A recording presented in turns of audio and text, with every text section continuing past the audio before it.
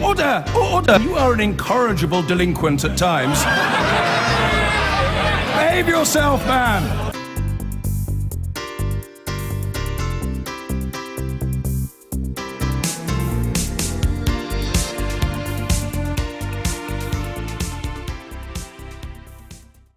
Well, welcome back to Westminster after a week in which the new Brexit secretary was slapped down by the Prime Minister for saying that Britain may leave the EU single market. The new international trade secretary called British business fat and lazy. And this morning, the new foreign secretary launches a campaign group calling for a so-called hard Brexit.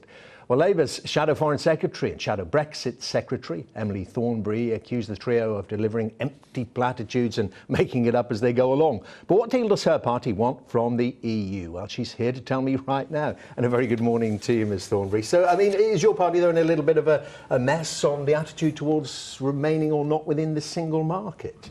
No, I don't think so. I think that we believe that the British public have given us our instructions and we have to proceed on these negotiations in good faith. But what about access to the single market? Everything seems to be pivoting around that at the moment. Yes, I think that one of our red lines is that we must have free access for our goods and services to the free market, and that is really important to us.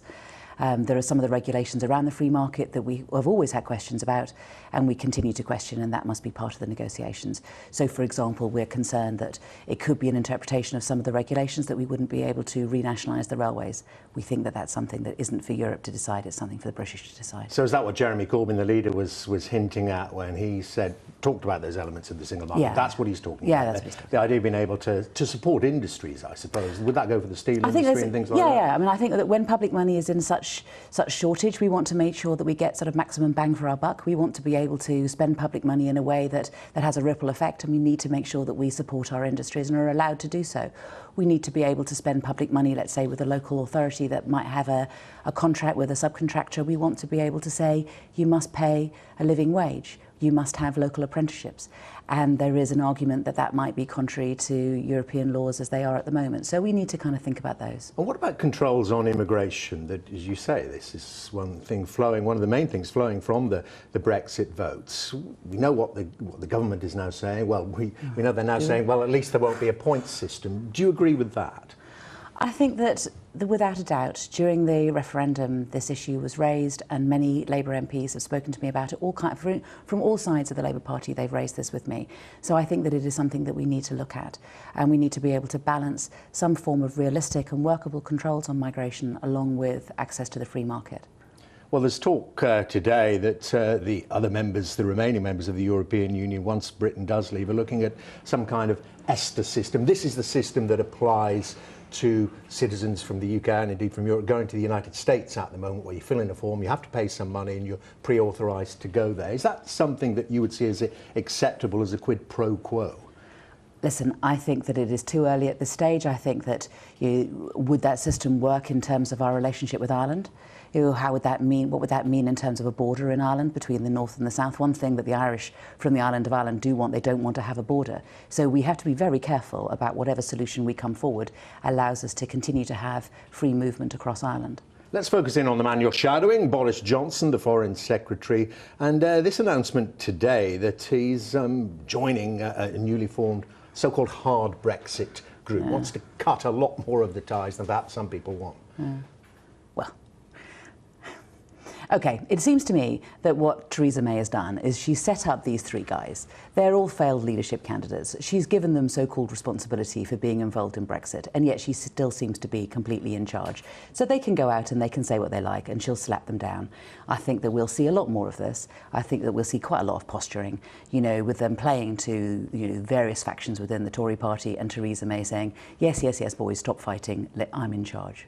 I mean, one of the first things he did... Sorry, that really doesn't help. I mean, can I just say, It really doesn't help. I mean, I was in Brussels last week talking to people in Brussels, and they were saying, Emily, do you have any idea what it is that the British want? And I was going, don't ask me. Well, that's what I wanted to ask you. I wanted to ask you what you're doing on the shadowing then, because one of the first things he did, and indeed Theresa May did, was go and see some of the key players in the European Union. What were you doing in Brussels? Who did you meet? So I met some of the commissioners, I met people from the European Parliament, and I sort of essentially sat down and started talking to them, the permanent representatives representatives, and had a kind of a couple of sort of quite full days of just going through and sketching out, as I say, some of the things that are preoccupations of the Labour Party, the sort of things that we would want to see in terms of negotiation, reassuring them that I'm afraid that that Britain has decided that we are going to leave. We do need to go into this in good faith, and we need to get the best possible deal that we can.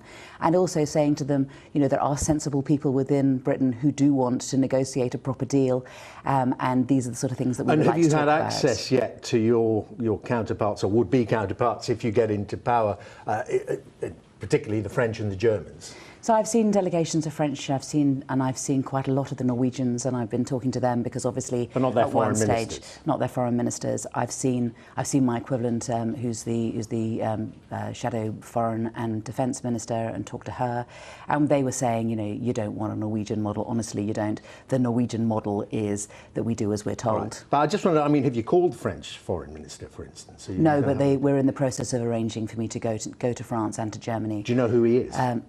Don't start pub quizzing me, Dermot. Well, don't start pub quizzing me. He's the French foreign minister. Do you know his name? No, and I'm not going to start answering your questions on this. Well, it was just we had that while you were Shadow Defence Secretary on DEFCON. Do you know what really upsets me about your attitude to me is that you do this with me. I don't remember you doing it with anybody else. Have you done it to David Davis? Have you asked these questions? Did Sky journalists have a go at Boris Johnson on this basis? I've had discussions How about with Liam Fox? I've had discussions with David Davis and many discussions with Liam Fox. I mean, honestly, really. But quite seriously. Can we talk about some serious stuff? Why don't we talk about Syria? How about talking about North Korea? You really want to spend this time pub quizzing me? I won't then. What's with you? Let's talk about North Korea. Let's talk precisely about that. Do you think? Well, the fact that you don't know the French foreign minister's name. Oh, okay, yeah. Well, what about the South Korean president then, if we want to talk about North Korea?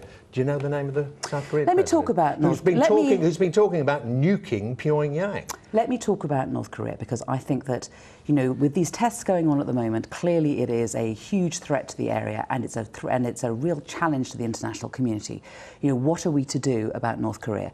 I mean, what's clear is that they at the moment don't have the power to be able to do ballistic missiles. They have a bomb which is large and larger than Hiroshima, but they're at the moment not able to deliver it. But we do have, we think, between 5 and 10 years, which gives them the time to be able to develop the technology necessary to threaten America, or to be able to, at the moment, But it is quite a powerful argument, isn't it, for countries like our own to keep a nuclear deterrent when you've got rogue nations like North Korea around? I have to tell you that I think we can assure the British public that North Korea will not be focusing on Britain.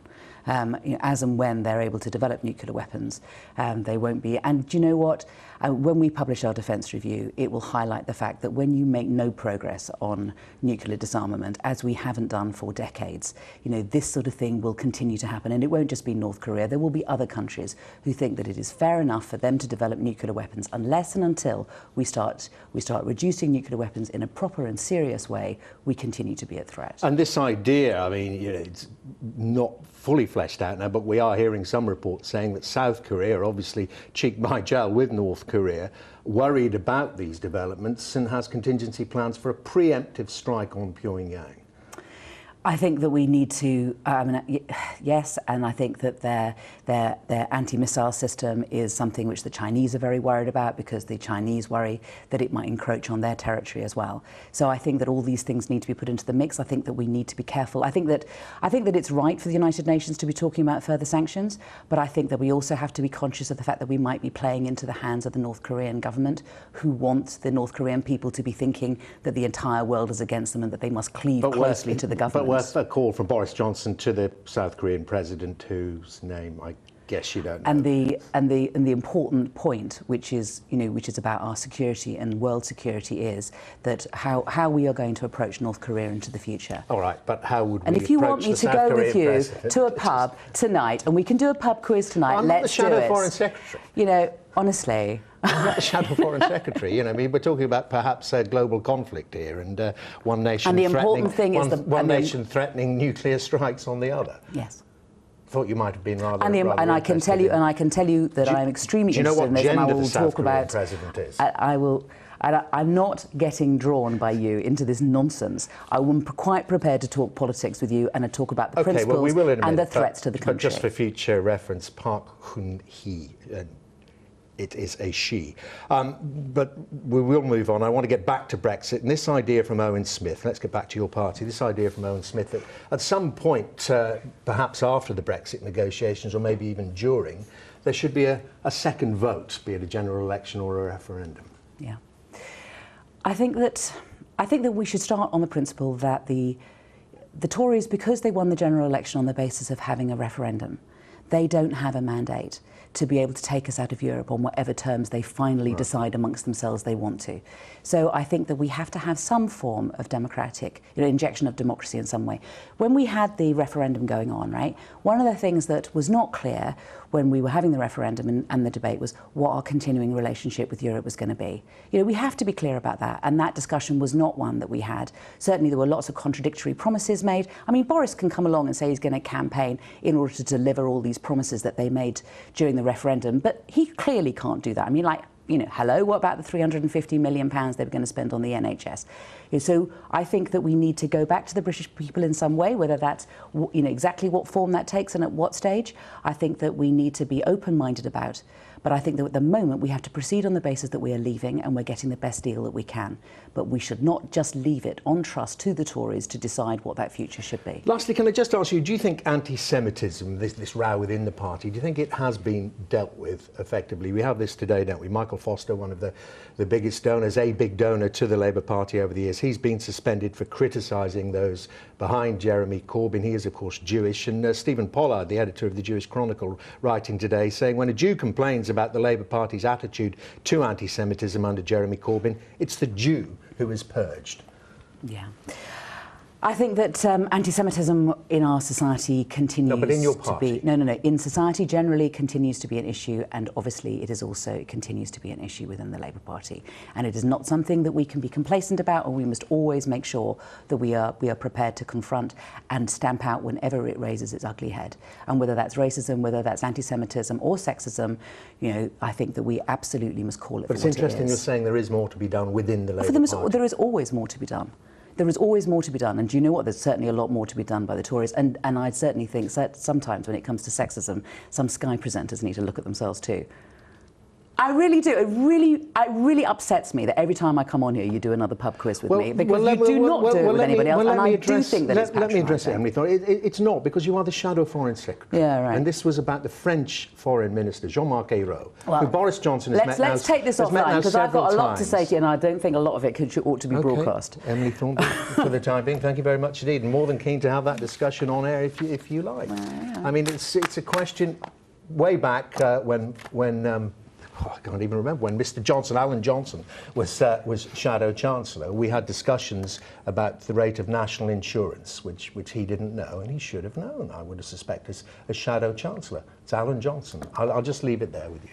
Emily Thornberry, I'm sure thank you you ought very to get much the last indeed. word, of course.